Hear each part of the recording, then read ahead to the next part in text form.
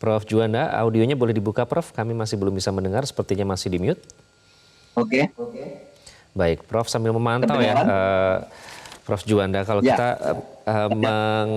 kalau sejumlah pakar menganalisa isi dari gugatan permohonan pada hari ini ada beberapa poin yang di-highlight. Yang pertama ini terkait dengan batas usia maksimal 70 tahun, kemudian tidak pernah mencalonkan diri sebagai capres dan cawapres lebih dari 2 kali dan juga tidak pernah melanggar HAM. Ini dinilai diasosiasikan kepada salah satu capres yakni Prabowo Subianto. Namun tadi baru saja menanggapi santai ya bahwa yang penting kita nurut saja kepada demokrasi, diserahkan kepada rakyat istilahnya. Nah, bagaimana Anda memandang jalannya sidang hingga hari ini? Karena tadi juga ada keberatan yang disampaikan oleh pihak kuasa hukum, tapi tidak diberikan waktu terkait dengan kemungkinan ada konflik of interest. Kalau dikaitkan dengan hasil putusan yang pertama yang dinilai ada konflik kepentingan, bagaimana Prof. Juanda? Ya, memang secara prinsip dan ketentuan di dalam waktu putusan dibacakan, tentu memang tidak ada arena atau waktu diberi kesempatan untuk meninterupsi yang berkaitan dengan objek perkara.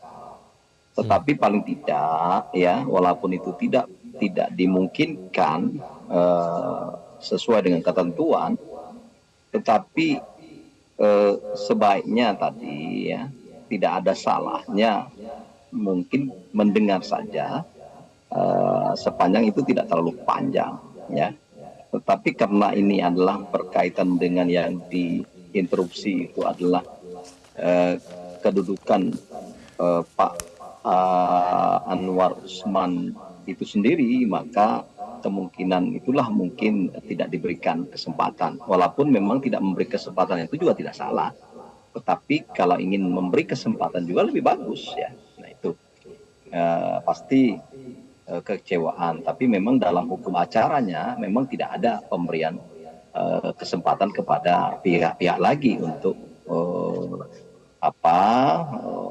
berkaitan dengan objek perkara. Waktu putusan itu memang haknya majelis hakim untuk membaca, yang lain mendengar gitu loh. Ya. Kecuali mungkin ya tidak berkaitan dengan objek perkara, saya kira tidak ada masalah. Tetapi karena itu menyangkut dirinya sendiri, yaitu ketua Mahkamah Konstitusi sendiri, maka kemungkinan itu salah satu argumentasi dari ketua tidak memberi. Terus yang lain, saya kira bagaimanapun saya melihat ya, Mahkamah Konstitusi ini sebenarnya merupakan hasil dari perjuangan reformasi. Nah, jadi memang dibutuhkan kehadirannya dalam rangka untuk menjaga, mewujudkan negara berkonstitusi, menjaga konstitusi, mewujudkan tegaknya hukum, dan memberikan rasa keadilan kepada yang memperjuangkan, yaitu sebagai pemohon. Dan tentu pemohon itu kadang-kala begini, bisa jadi punya legal standing yang langsung berkaitan dengan hak-hak yang bersangkutan dianggap dirugikan dengan keluarnya undang-undang tersebut. Tetapi juga bisa jadi itu dapat dikatakan merepresentasikan ya, kepentingan para warga negara yang lain yang dianggap sama kedudukannya ya. Nah itu, sehingga ketika kita melihat tadi beberapa banyak varian-varian dari pemohon itu sendiri, ada yang menyampaikan objek permohonannya tentang pelanggaran HAM, ada yang umur 21 tahun sampai 65 tahun misalnya, dan tentu maksimal 70 tahun ya. Tetapi dari sekian banyak tadi, kalau saya sudah memprediksi kalau soal soal usia, syarat usia pasti ditolak, dan itu memang secara ketentuan memang harus ditolak. Tapi yang pelanggaran HAM saya kira itu perlu dipertimbangkan sebenarnya. Oke, Prof. Juanda, tadi kita lihat sepertinya Ketua Umum Partai Gerindra Prabowo Subianto yang dinilai oleh sejumlah pakar ini diasosiasikan dengan isi gugatan yang ditolak oleh Mahkamah Konstitusi pada hari ini menanggapi santai ya terkait dengan ditolaknya gugatan pada hari ini.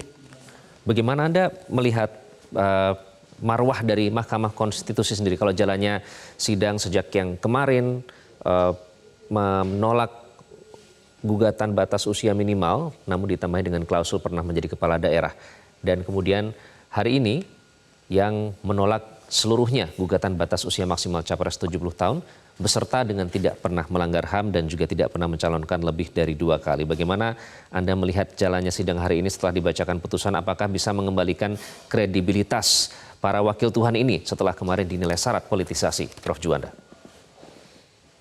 Ya, saya kira tidak bisa begitu secepat kilat untuk menaikkan marwah, sebab catatan saya secara pribadi melihat apapun dilakukan oleh Hakim Konstitusi melalui putusannya hari ini atau ke depan kembali kepada titahnya, kembali kepada kodratnya, misalnya untuk katakanlah konsisten kepada norma konstitusi, prinsip konstitusi, prinsip negara hukum, katakanlah hari ini dan seterusnya. Tapi tidak bisa seketika itu menghilangkan, meniadakan pandangan publik terhadap putusan yang sangat dianggap tidak konsisten, tidak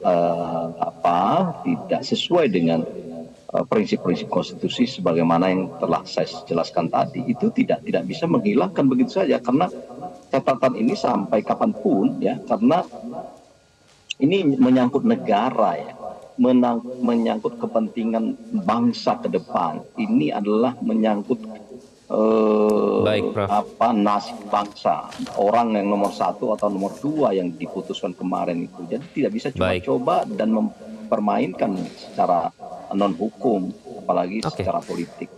Terima kasih, Prof. Jadi masih belum bisa mengembalikan kredibilitas dari Mahkamah Konstitusi sendiri, apalagi dugaan adanya konflik of interest ini masih kuat ya di kalangan publik. Prof. Juanda, terima kasih sudah bergabung dengan Breaking News Metro TV. Dan pemirsa, demikianlah Breaking News Metro TV. Untuk informasi terkini, tetap simak program-program lainnya dalam Metro TV. Demikianlah Breaking News. Saya Iqbal Himawan. Terima kasih. Sampai jumpa.